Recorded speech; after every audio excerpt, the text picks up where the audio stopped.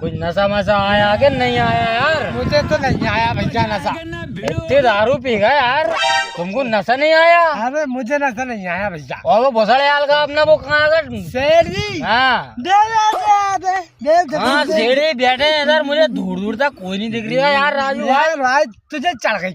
अरे मुझे नहीं चढ़े, दूर दूर तक कोई नहीं दिख रहा, मुझे तो मेरा कार खेत दिख रहा है। दिख रहा है? और भोसड़े आल के ने मुझे यहाँ से सोबिन दिया है, मेरा खेत में दाना नहीं हुआ रुक जा नसू अच्छे देख है। अच्छे देख दिखा। हाँ दिख रहा है यार, दिख रहा है। ओ सही तो कह रहा है यार तू यार। कैसी मेहनत इधर तुझे भोसड़े आल का बेटा है। हाँ चल छोड़ दी। चल इसको पकड़ के ला मांग भोसड़े आल को। मारेंगे जाए। चल सीधी निकल हुई मैं ये की जैसे निकल लो पहले ही।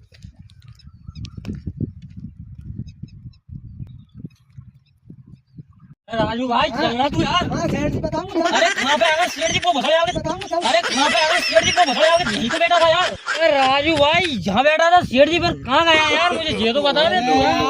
अरे क्या कर रही यार, मुझे तुझे बताओ तो जमीन खा गई है, आसमान निकल गया। कुछ नहीं भाई, हो जाएगा वो भोसड़े आल को बस।